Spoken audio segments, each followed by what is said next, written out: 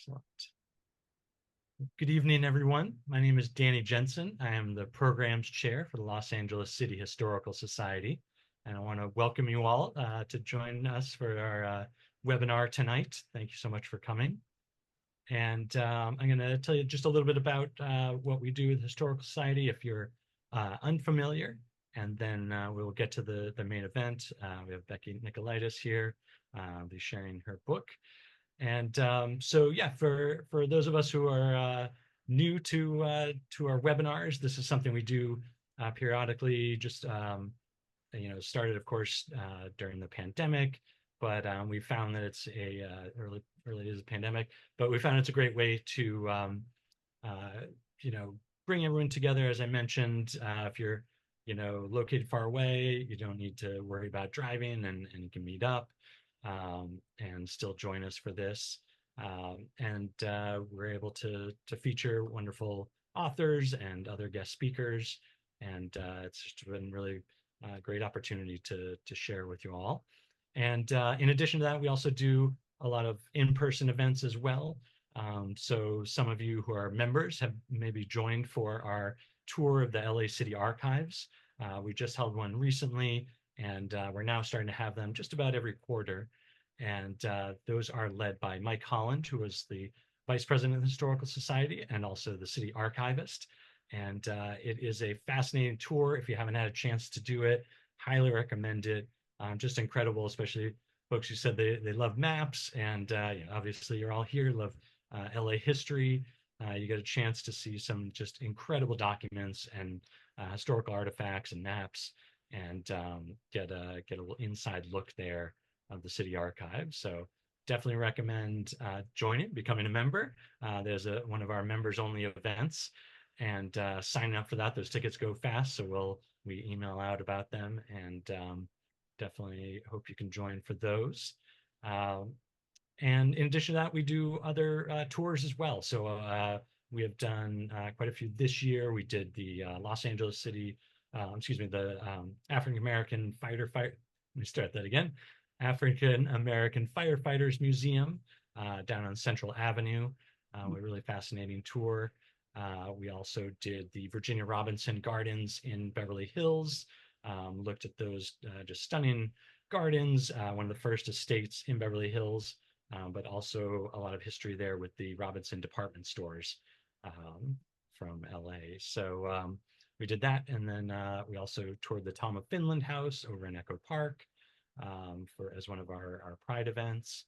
So lots of different things, lots of different areas of LA history that we explore, and we of course also welcome all of you to reach out, and if there's something you're curious about exploring or think would be really make a fascinating event, a fun event, definitely encourage you to reach out, and encourage you to become members as well, and help us support all that we do. So with that, I will hand it over to, I'll take give a little introduction here to this evening's guest speaker. We're pleased to have Becky Nicolaides join us. She's going to be sharing her new book, The New Suburbia, How Diversity Remade Suburban Life in Los Angeles After 1945. Becky is a lifelong Angelino and an LA-based historian and consultant specializing in the history of suburbs, metro areas, and Los Angeles. She's the author of The New Suburbia, as well as My Blue Heaven, Life and Politics in the Working Class Suburbs of Los Angeles, 1920 and 1965, and The Suburb Reader, co-edited with Andrew Weiss. Her writing has appeared in the New York Times, Los Angeles Times, and other outlets as well. So we're really excited for Becky to share this work with her. It's an authoritative work based on quantitative data, which spans 70 years and over 60 unpublished oral histories and interviews. It explores the landscapes of where the American dream has endured, even as the dreamers have changed. And with that, I will hand it over to Becky, and thank you so much. Thank you. Okay, so I'm going to share my PowerPoint here. Great. Yeah, so thank you so much, Danny, and to all of you for coming tonight. I really appreciate that, and to the LA City Historical Society I very much appreciate this opportunity to come and talk about my book, The New Suburbia. So I think for a lot of Americans, we still hold in our minds an image of the suburbs that looks something like this. Um, Communities, of tidy homes, green lawns, and white families.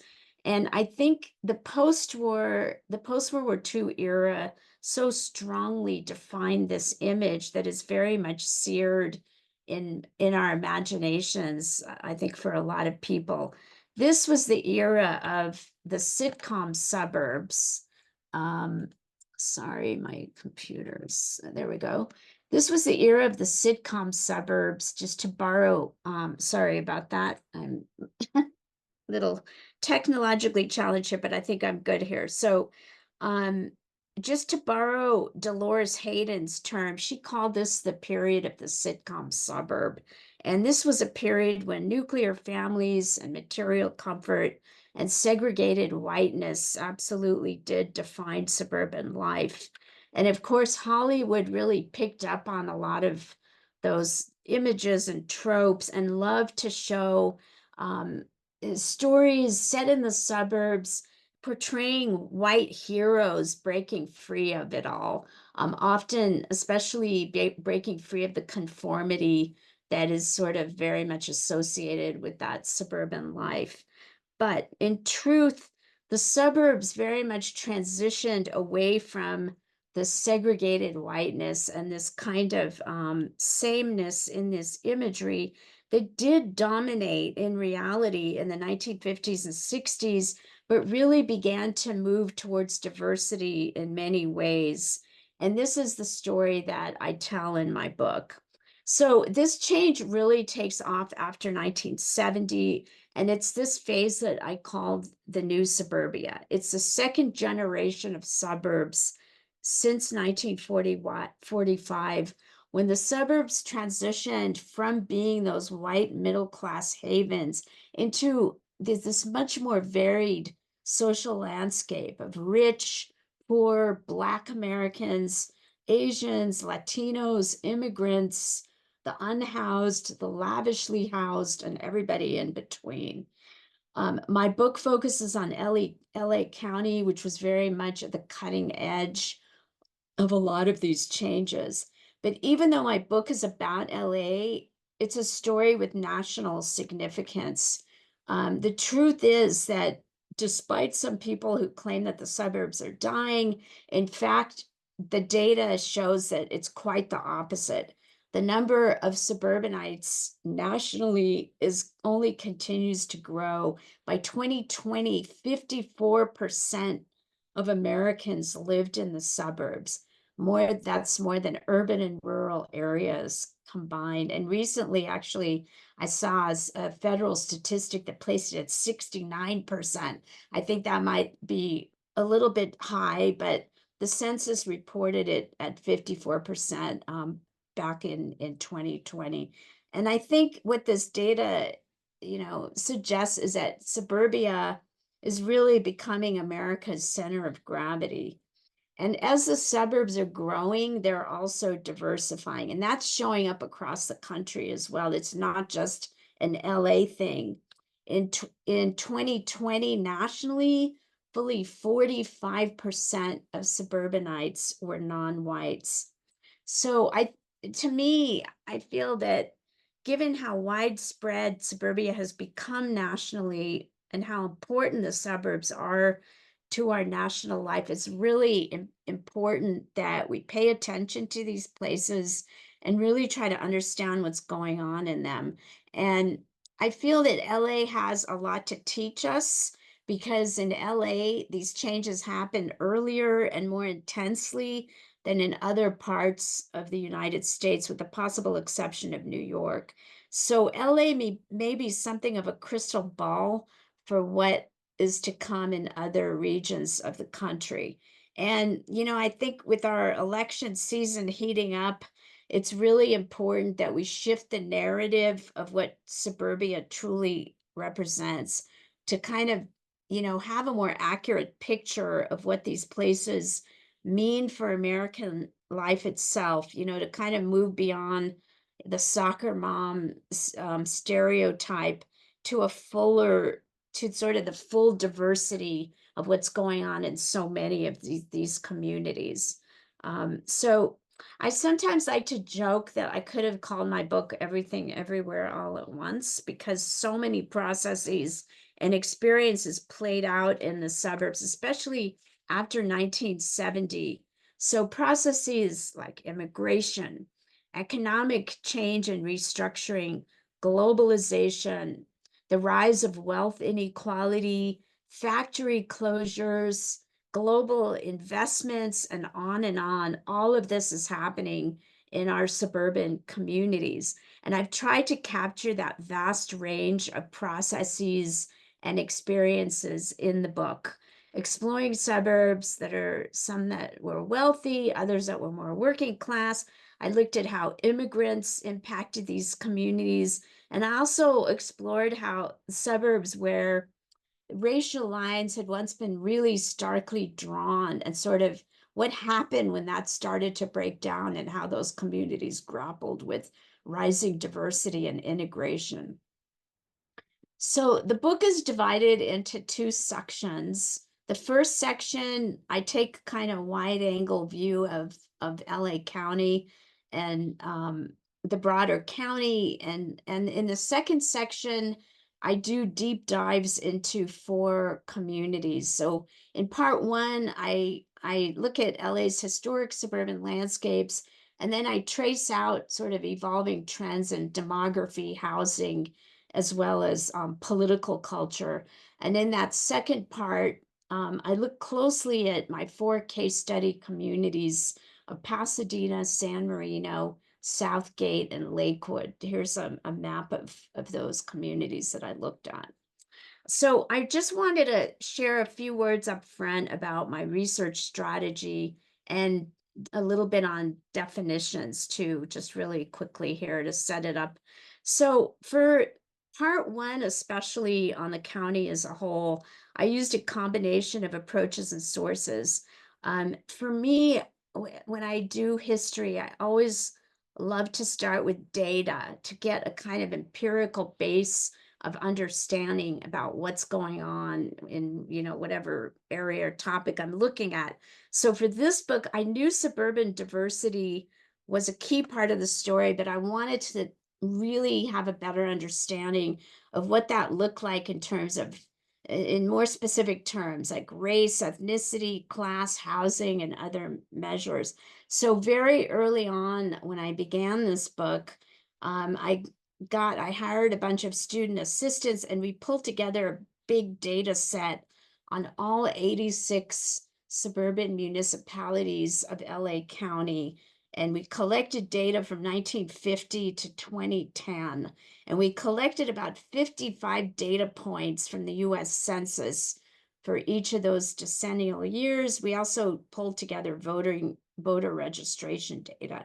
And as a side note, all of this is going to be made available publicly, no paywalls or anything. Anybody can access this on the USC Digital Library website. And Danny, if you're able to share the link to that, it is live now. It's still not totally complete. I'm still trying to finish writing the user guide for the data, and that should be up with all of the data that's already there right now. So we're hoping to kind of have everything finished by next month. But and yeah, so everybody's invited to definitely visit that website and check it out. Another way that I used the data was I created a story map with a grad student in the Czech Republic. And this story map, and I think Danny's going to share that link as well. We sort of drew on this data to visually depict suburban change over time. And I definitely invite you to check that out. It's a really cool way. It's almost like an animation of some of the ways that the suburbs have changed over time. You can sort of scroll through it and see those changes graphically.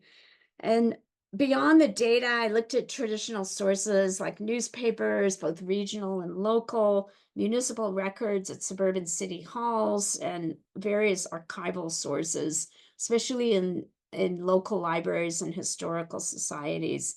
And sorry, this is that story map. I forgot to show you guys this. Um, so these were some of the sort of sources that I drew on. And I also conducted, as Danny mentioned, I conducted over 60 oral histories for the book, which really, I think, gave me crucial insight into the lived experiences in these communities, especially of African Americans, Asians, and Latinos who are sometimes absent from the local archival sources. And I really tried to weave their personal stories throughout the book to really give all of this a human face. And I also grabbed my camera and drove all over LA County to take pictures, to visually observe what was going on in these communities and really just kind of get a visceral feel of these places. Okay, so quick word about definitions. I often get asked this, what is a suburb? Like, how do I define suburb? I will say that it's a concept that scholars have been debating for years, and there really is not clear consensus about this in the scholarly community. For me, I take a kind of common sense approach to defining suburb. These are places, the way I would define it, that stretch beyond the city core, but still lie within the orbit of the kind of main city of the metro area.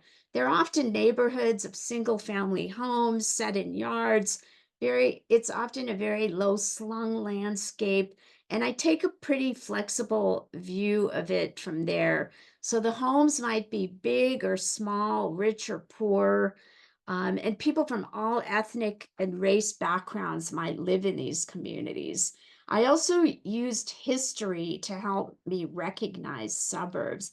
And I use the concept of historic suburban landscapes to sort out LA's suburbs. This was like the first thing I did. And that came to I wrote all of that up in chapter 1, which is sort of a field guide to suburbia and LA County. I kind of had to do that for myself to sort of make sense of what's often, a lot of people think is a kind of illegible landscape in Los Angeles, but I tried to make sense of that for readers in my first chapter.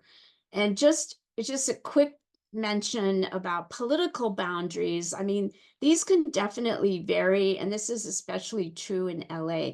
So some suburbs might be an incorporated municipality outside of LA City itself, but even LA City, like within the San Fernando Valley, for example, has plenty of suburban neighborhoods within its borders.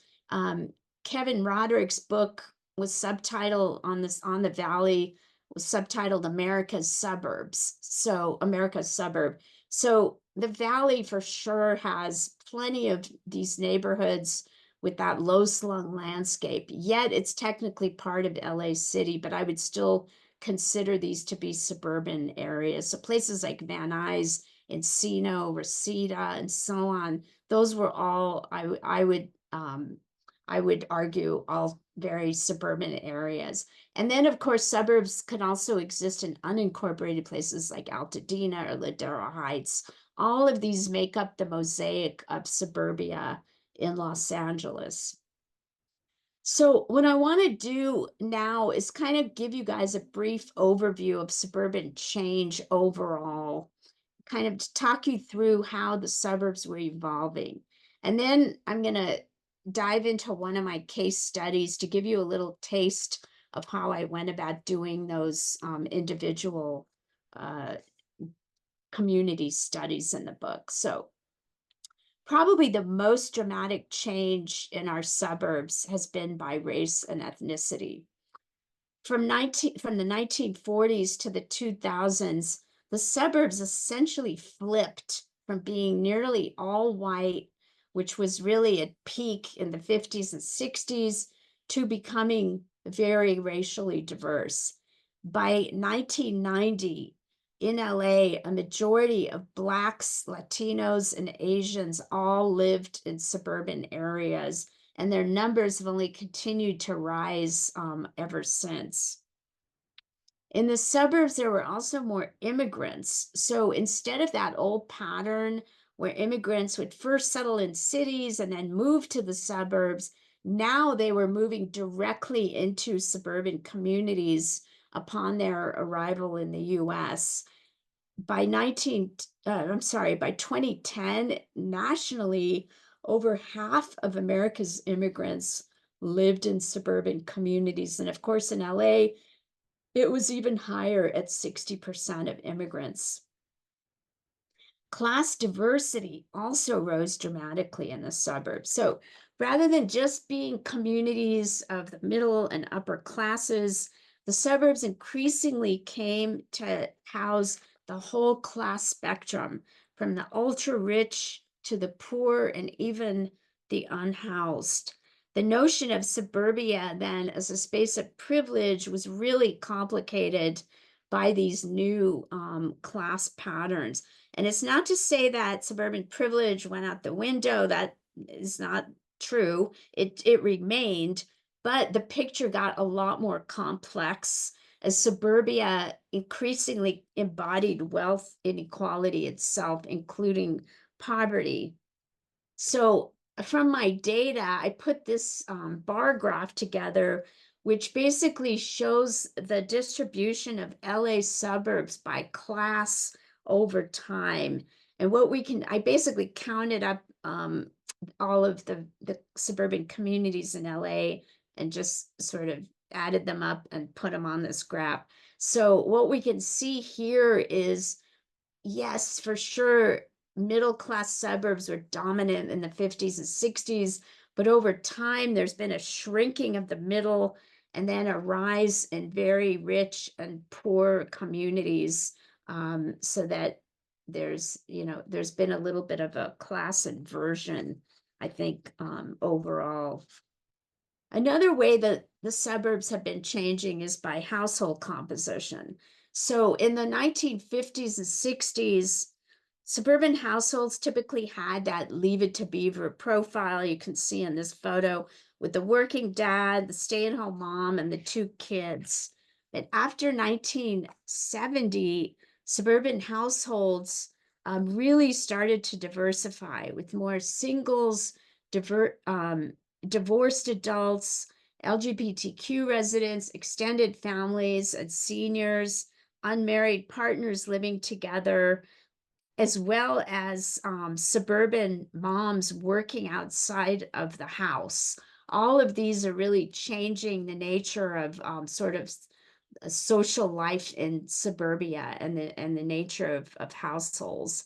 So that in LA, one fascinating stat that I found in my data was that by 2000, that older norm of the dad, stay-at-home mom, and the kids survive most strongly in the wealthiest suburbs. And my thinking of why that was is that they could best afford that lifestyle, essentially, with the mom at home and not bringing in a second paycheck. Especially in LA's overheated housing market, I mean, that really becomes something of a luxury, I think.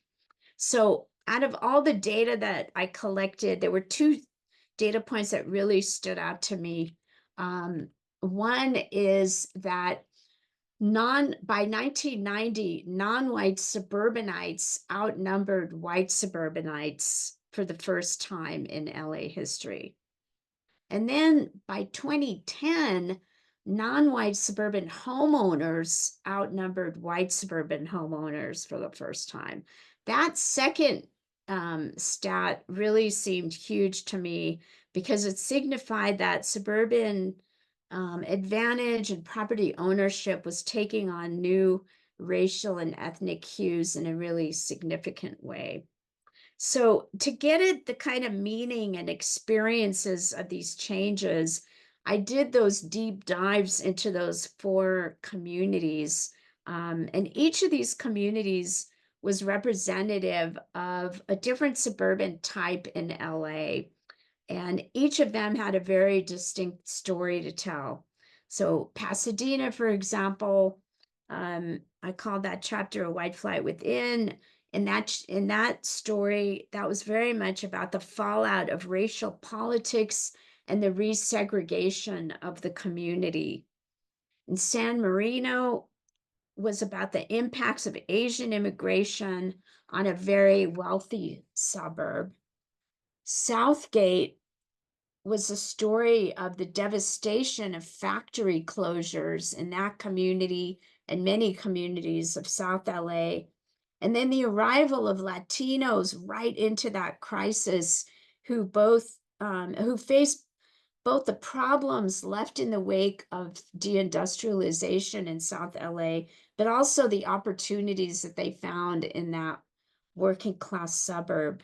And then Lakewood was another really distinct and fascinating story.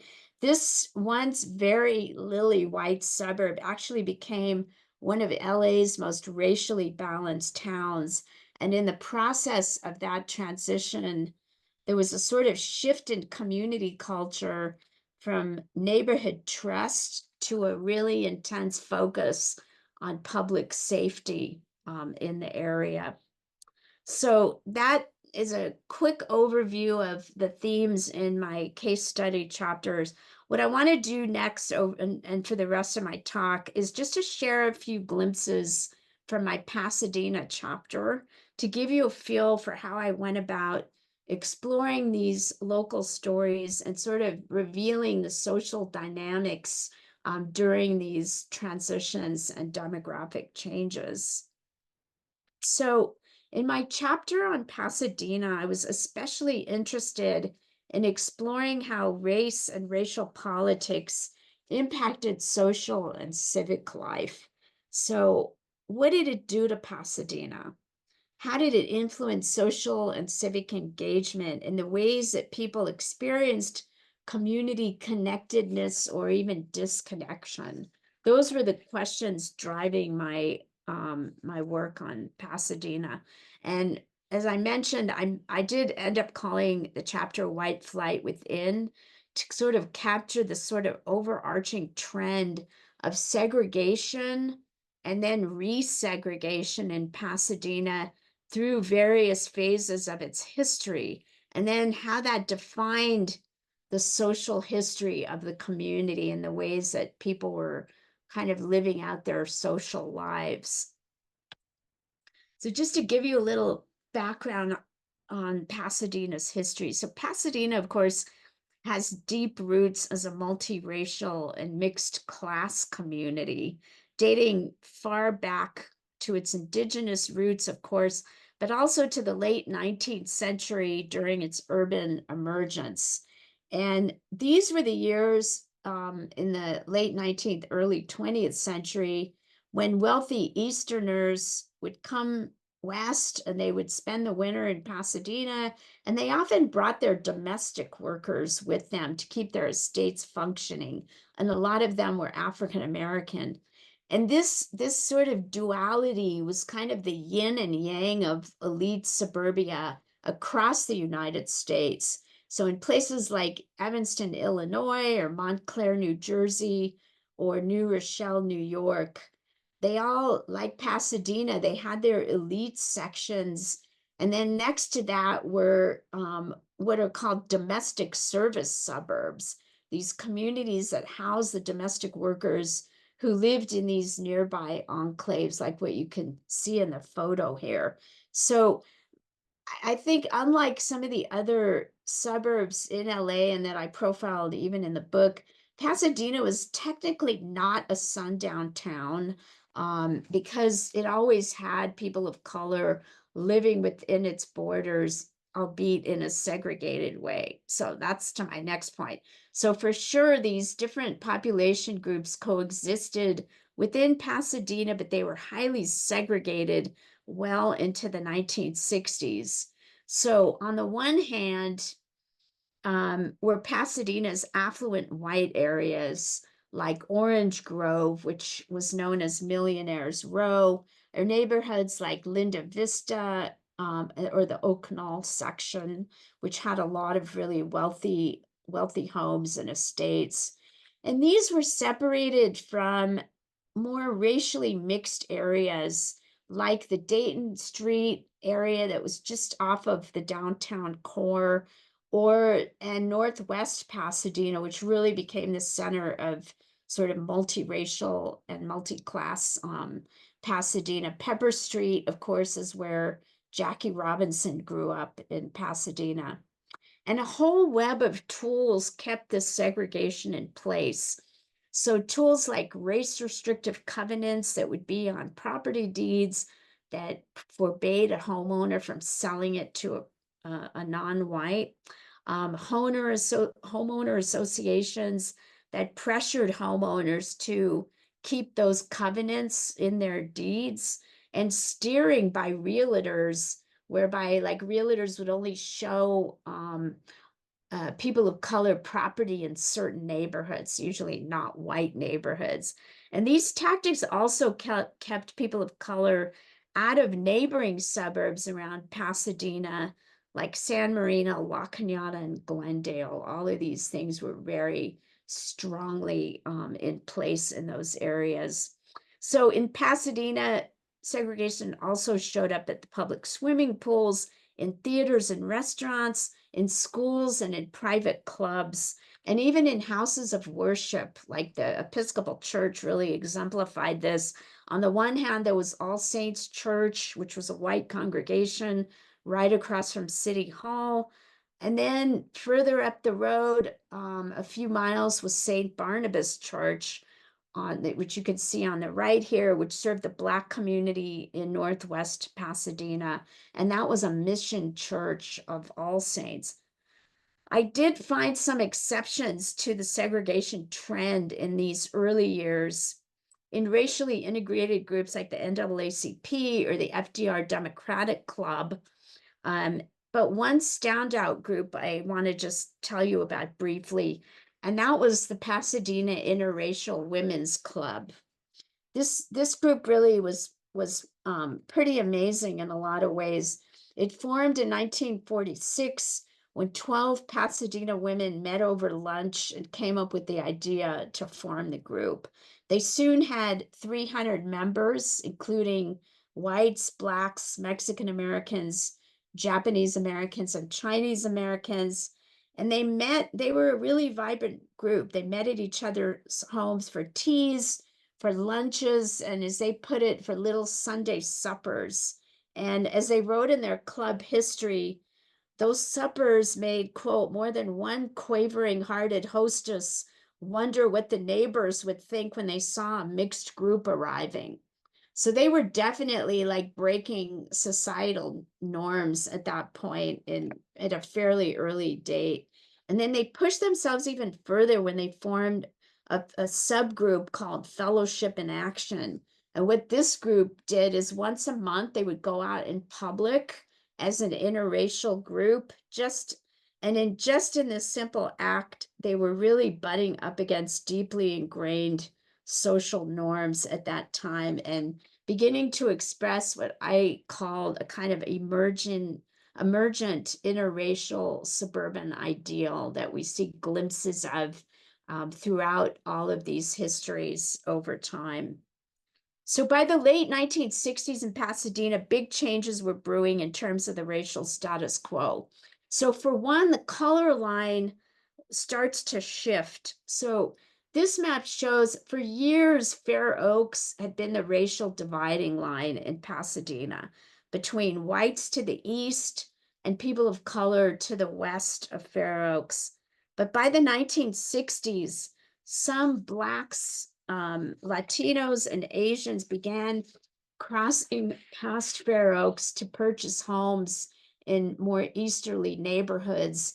And that just increases, as you can sort of see by these maps here, which shows the kind of racial and ethnic distribution over time. And some of this change, a lot of it, frankly, was driven by new federal fair housing laws as well as court rulings. At this time, the public schools were also on the cusp of really big racial change. So you all will recall from your high school history or whatever, the 1954 US Supreme Court decision, Brown versus Board of Education, which ordered the desegregation of the public schools. But Pasadena's schools were really slow to respond to that.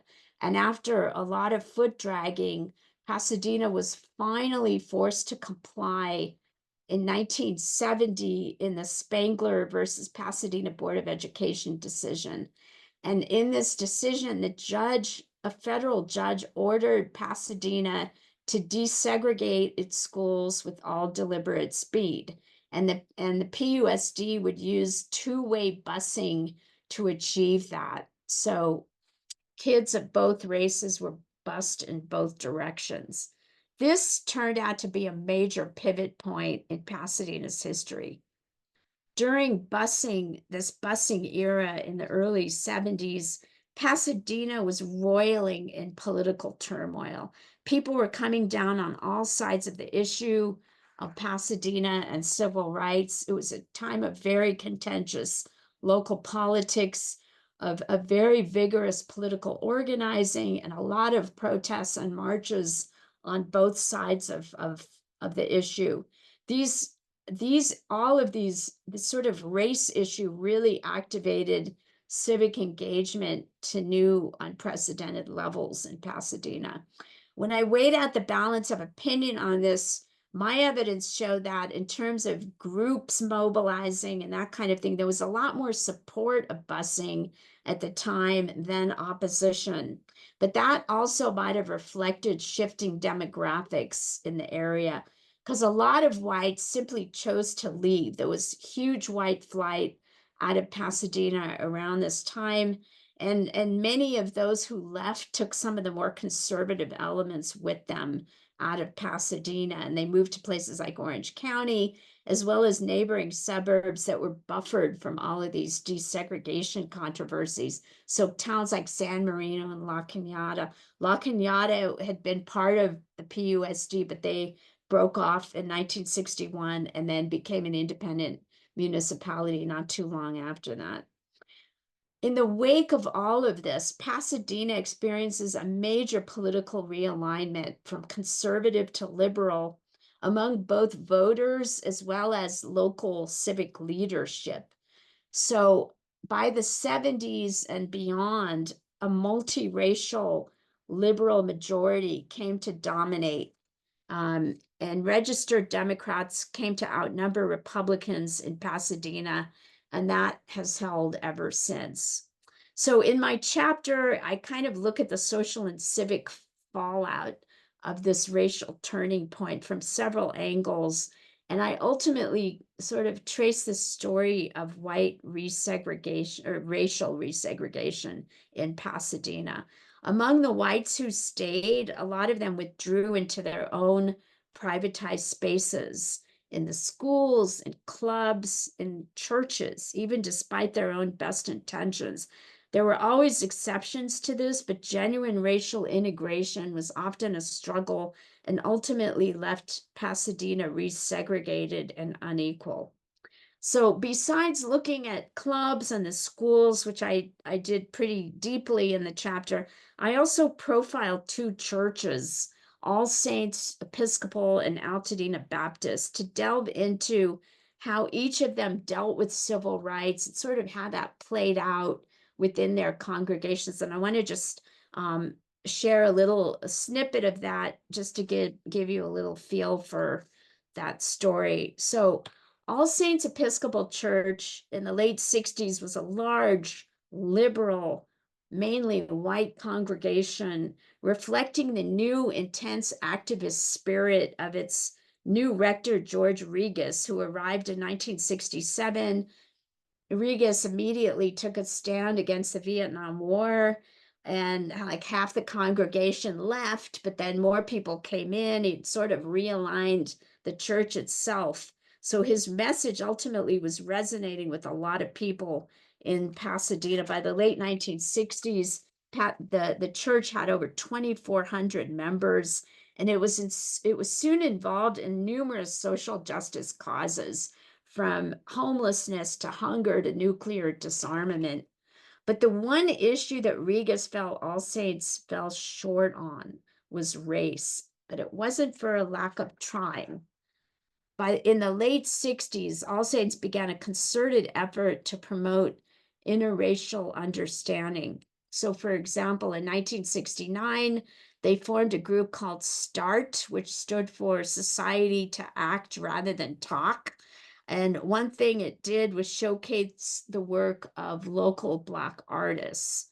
The church also presented a 6-week series of talks on minority self-determination. And then in the late 60s and from 1969 to 71, it participated in a program called Project Understanding, which was this really fascinating sort of consciousness raising program run by Professor Joseph Huff out of Claremont Graduate School. And this program's ambitious goal was to combat white racism in white suburban communities. And what they did is they placed 2 seminary students in residence at 6 suburban churches around LA, including All Saints. And the program leaders perceived the situation as especially dire in Pasadena because, of course, this was happening right at the height of busing. So Professor Huff issued a searing indictment of the white suburban mentality with its inward, selfish focus. He wasn't talking just about All Saints in Pasadena, but really about all white suburbs in LA and nationally. Project Understanding's goal was to shift white suburbanites out of this moral stupor and sort of awaken them to, more of an understanding about racial realities. By the end of the program, after those couple of years, the leaders said, well, it was kind of a moderate success, but they also conceded that parishioners at All Saints had a tendency to, quote, talk less racist without behaving less racist. And this was especially true when it came to busing and the choice to pull their kids out of the public schools. George Rigas agreed with this. I did an oral history with him back in 2010, and I vividly remember how he really grappled with this issue during our interview. He described a kind of cognitive borderline between the public and the private, this between the societal and the personal, where a moral standard was applied in one realm but was disconnected from the other. So he described to me how a lot of All Saints parishioners participated in the legal and political battles around the schools, but that there were limits to that commitment. He acknowledged the tremendous internal tension that busing triggered among members of All Saints. I'm going to quote him. He said, the All Saints community intellectually agreed, he told me, but a lot of them rejected busing as the best mechanism for change, and they ended up sending their children to private school. Just to quote him, he said it was hard work because the instrument to bring about racial justice was just a hard, harsh instrument. The race issue being so intimately tied to how your children are educated was a dynamic, explosive ingredient. And it's obviously that we failed in that because of the enormous withdrawal of the white population from the public schools. All Saints also struggled to integrate its own congregation over the years, and for a variety of reasons, really had trouble with that, though it certainly tried. One was the issue of respecting Black religious autonomy, but there were other factors that I think came into play. But as Rigas summed it up, he said, I did better on the peace, ecology, and hunger issues than I did on the race issue. Now, about 2.5 miles up the road sits Altadena Baptist Church. They also had a new minister named George around the same time Rigas showed up. This was George Van Alstine, who arrived in 1972. So ABC, as it was known, was a much smaller church, with around 330 members, and it was nestled in a very residential neighborhood that was going through major demographic change. So it had been white for quite a while, but by 1980, blacks surpassed whites for the first time to make up 48% of residents in that area, followed by whites and Latinos. Van Alstyne knew from the start that racially integrating his church was his number one goal. And he also told me about this in an oral history I did. So I tell the story in my book of how they made that happen, that racial integration, and just a few quick points on that. I think, for one, they benefited from the church's proximity to its diverse neighbors. They also used something which they called these TLC groups to help build community among its diverse congregation. So these small groups would meet in people's homes starting in the 1970s and continuing for decades. I interviewed Alice Blackwood, an African American church member, who told me about the group she started. For her, it was a way for her to pull her husband into the church because he didn't like going to services on Sundays. So she sort of brought it to their house. So her TLC group met weekly, sometimes over a meal, and they generally spent their time, as she put it, sharing needs, being prayed for, and some Bible study. So her group had 5 whites, 9 blacks, and 1 Native American. And remarkably, they kept that group going, meeting every week for 35 years. And as she put it to me at that point, it's kind of like a family now. So I think in different ways, both of these churches made really important contributions to the project of racial justice in Pasadena. All Saints at the level of programs and politics, Altadena Baptist at the level of community building. In some ways, I think Pasadena's story is a great microcosm for my book because it shows how racial challenges remained in a lot of respects, but there was progress here and there towards interracial understanding and community building in these diverse suburbs. So, on that note, thank you so much for the opportunity to share some of this story with you, and I'll look forward to our Q&A. So, Danny, should I stop sharing? Yeah, you can stop sharing and I'll Okay. show you the video. Thank you so much. That was such a great glimpse into the book. And I'll also, thinking of it, I'm going to share the link to your site. For those interested in purchasing a copy of the book, you can do so here on Becky's website, as well as through Amazon. And you mentioned also a lot of local bookstores as well. You mentioned Romans. Yes, for sure. Romans has some copies. It's definitely available on the Oxford University Press website and Amazon, the usual places. So Yeah. thank you. Right, so we'll jump into some questions. I have one on the Q&A here. Are there any historical or contemporary Native American communities in or around the suburbs? Yeah, great question. There are, for sure. I think there's kind of clustered areas. I mean, I know I've been involved in some work with the Tongva people in the Pasadena area and did a little bit of oral history. And I know in some areas of the San Gabriel Valley, there's some clustered communities there. There's a great book on this, Nick Rosenthal. Oh my gosh, I think he's written like kind of urban history of Native Americans. in Los Angeles, and I'm blanking on the title of it. He's an LMU professor, but I will say I'm not really aware of in my data like really high population density of Native Americans in like a particular area specifically where they're like it's kind of sort of statistically significant portion of the population.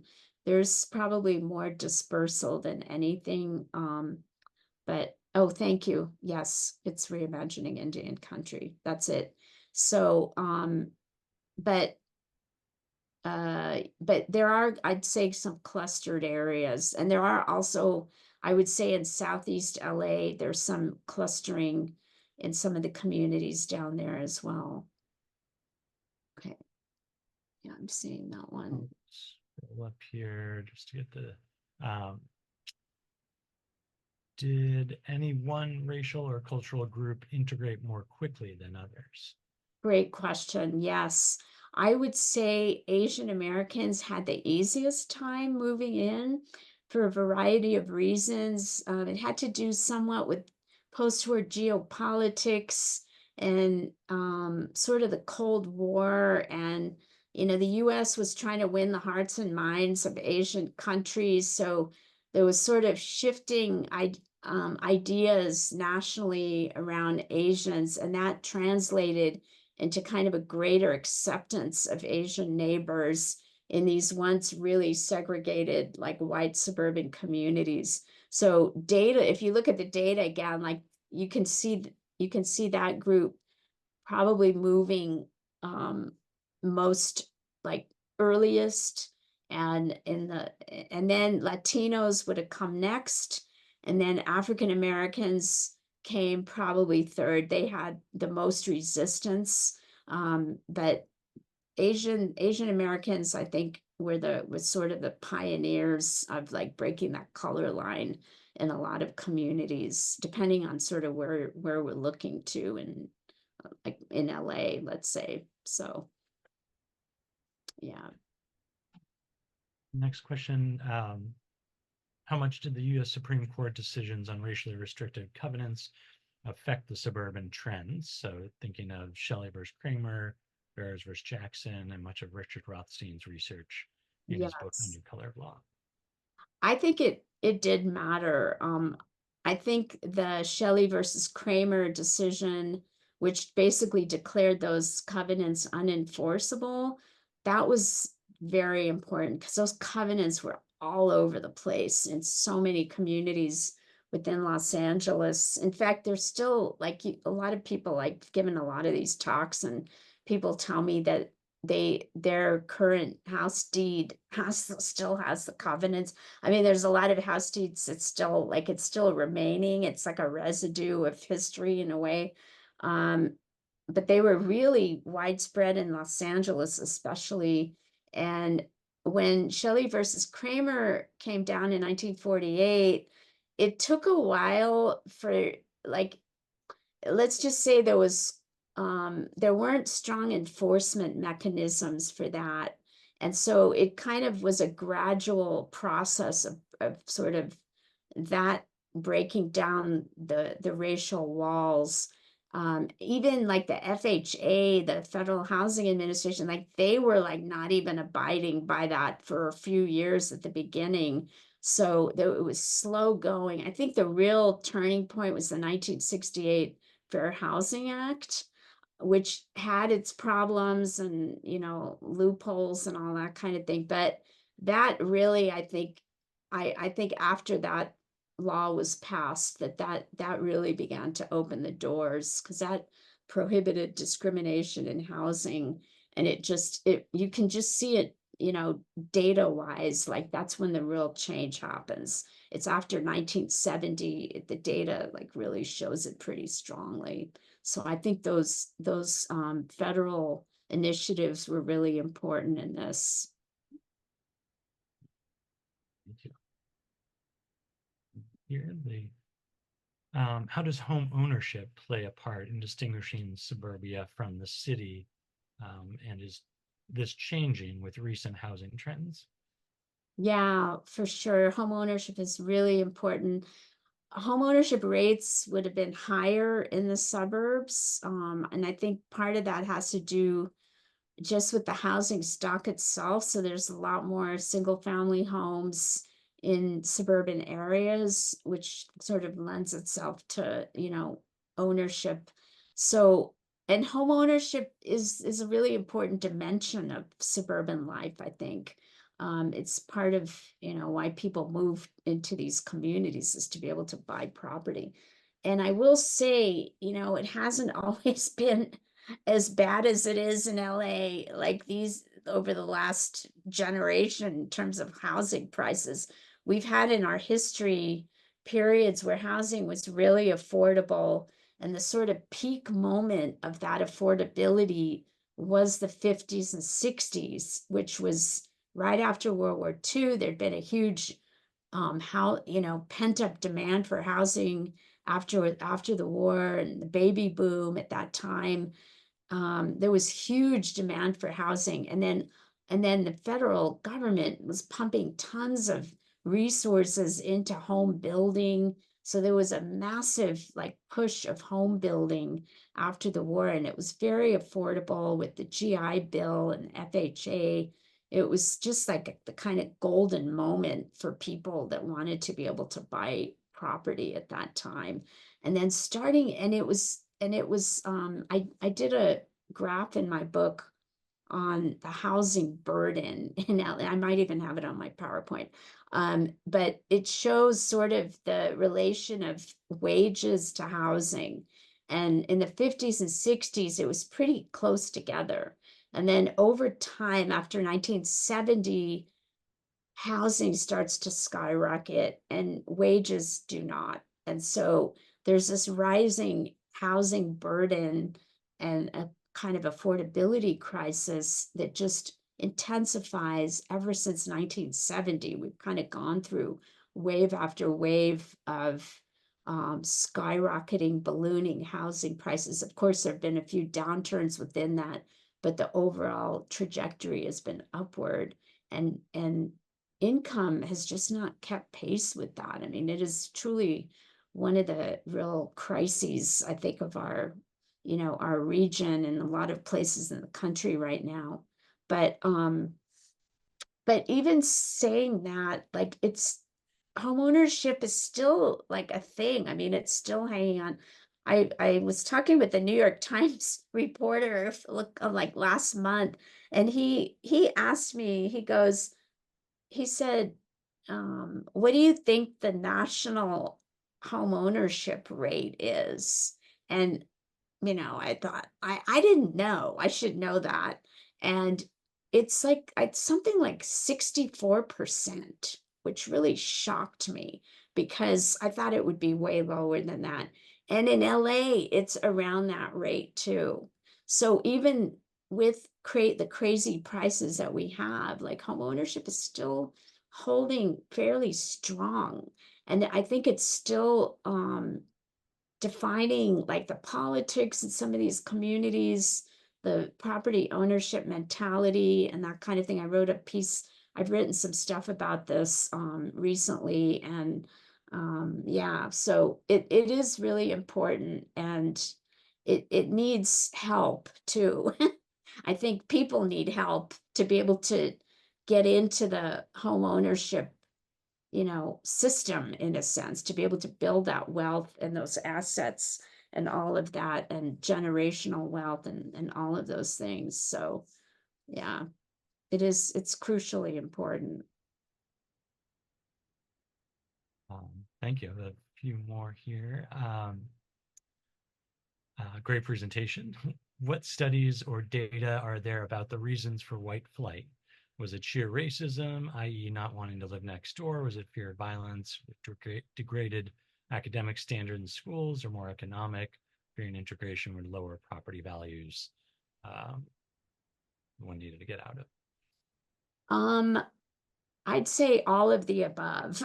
So I think you hit on a lot of the things. It's sort of varied by where you're looking too, and kind of what was happening in local economies. So, like I'd say for Pasadena, for example, the busing issue was huge. And there, if you look at, I mean, there was a huge exodus of whites right after that busing order came down from that judge in 1970.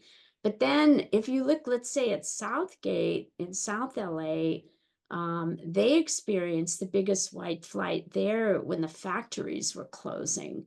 There was a huge wave of factory closures in the late 70s, early 80s. Big GM plant, Ford plant in like Pico Rivera, and that whole area got really slammed with plant closures. And those factories had been the source of like good paying union jobs for, you know, decades. And when those factories shuttered, a lot of whites left. So that was another precipitating factor too. Um, you know, for sure, like there were a lot of racial fears among a lot of whites, so and discomfort. So there were some people who believed if people of color moved in, like property values would go down. That was a very common kind of perception of things, even though a lot of research showed that that wasn't the case. So I'd say it kind of varied a bit depending on the area. More here. I know how housing racial redlining was prolific in the San Fernando Valley in the 50s. Was this the norm throughout LA? Yes, definitely. Redlining, so sort of regarding like banks and, you know, not giving mortgages and that kind of thing to non-whites for sure. I mean, that was pervasive all over the place. I found it in like every area that I looked at, South LA, you know, Lakewood, like all these different areas. It was very pervasive and not, you know, if some you mentioned Danny Richard, or maybe somebody had mentioned Richard Rothstein's book, The Color of Law. That's a great book that really lays all that out, and just, and it's a beautiful national study that shows how pervasive this was all over the country. So it absolutely was present here in Los Angeles. So yes. But, you know, amazingly, LA has swung way, you know, in the other direction too, in terms of the degree of diversity here. So even though, I mean, I have data that shows how lily white so many suburban municipalities of LA were in the 50s and 60s, just like, you know, 95% and above white for those 2 decades in the census. And then a few, you know, few 20, 30 years later, it's really changing dramatically. If you go to that story map, you can really see it visually, and just how incredibly like pervasive the changes have been. It's pretty amazing. Another one here. How has Prop 13 affected suburban trends? Yeah, it's been huge. One of the things I really tried to bring out in the book, one thing Prop 13 did, if you all are familiar with that, that was the property tax cutting measure that was passed in 1978. And one thing that did is it slashed a lot of social services. And one area that it slashed was in human relations work. So, what is human relations? That refers to sort of civic resources being put into helping communities deal with interracial relations, right? So Prop 13 cuts human relations resources at the county level. And that happens right at the time when when these suburbs are about to start integrating in a big way. And so what that meant is there were some communities that knew to form like a human relations committee or commission or group in their town, like San Marino, which was a small wealthy town. They did it. Pasadena did it. But then a lot of communities didn't do that. and they just kind of let things play out on autopilot, so to speak, and just were trying to figure it out as they went without any real like conscientious, deliberate energy put into trying to, um, facilitate sort of interracial understanding and peace. So, like Lakewood, for example, they had nothing like that for years, and they became a very racially diverse community. But they had a lot of problems there in terms of race relations. There was a KKK chapter there. I mean, it was intense. If and I get into that in my chapter there. There was a lot of racial tension in the schools and in the community there, a lot of like hot sort of emotions around the integration, and they had no like city mechanism in place to deal with it. And so what happened is they didn't really deal with it that well. I mean, it wasn't till 2020 and George Floyd they finally formed a human relations entity. Better late than never, I guess. And they've been doing it pretty well there, actually, I think. But so Prop 13, I mean, that was one impact of it. And then there were other ways, like in San Marino, when Prop 13 passed, it cut a lot of funding for the schools. And then like there what happened is like as Chinese Americans started moving in, a lot of the whites were blaming the Asians for putting a lot of um, fiscal pressure on the schools because they were requiring ESL. And so that was enmeshed with Prop 13 as well. Um, so it sort of played out a little bit differently, kind of depending again on where you looked. Some more compliments here. First rate presentation, excellent knowledge and analysis. Thank you. Yeah, maybe just one more question. Maybe what was the uh, maybe biggest surprise for you or discovery, fascinating discovery for you during the process of writing the book? Yeah, I mean, well, I found, in the suburbs, like communist cells meeting in Southgate, like in darkened living rooms. That was one that like took me by surprise. Um, One other thing that really kind of blew me away was in San Marino. There was so much incredible enthusiasm for volunteering. They were really into grad night in San Marino, and the parents there, like, they would put in hundreds of volunteer hours into grad night. Even after their kids graduated, like, they would keep volunteering. It was such a I mean, that surprised me that like that was such a compelling, like sort of meaningful activity for them. And then like there I found this interracial women's bowling league in South LA in the 60s. That was around the time of the Watts uprising, but like while that was happening, these women of blacks, whites, Latinos, they were in bowling leagues together. So it just, yeah, sort of various things like that here and there. I always appreciated the positive moments, and I really tried to kind of lift those up in the book. And, because there's plenty of friction and conflict and that kind of thing, but you could sort of find the good in the stories too. So Thank you. Well, yeah, I'll just make one more plug too. Just encourage everybody to grab a copy, and I've got one here. Disappears there. Um, Definitely encourage you to pick up a copy, order it, and it's a fascinating read. And I want to thank you, Becky, so much for joining us. This was really great. thank you so much. I really appreciate it, and great questions. Fine. And yeah, as I mentioned, we'll be posting the recording to our YouTube page. Everyone will get an email for that as well. So I encourage everyone to share that and help spread the word. And hope to see you all at the next one. Thank you so much. Thanks, Thank Dan. you. Okay.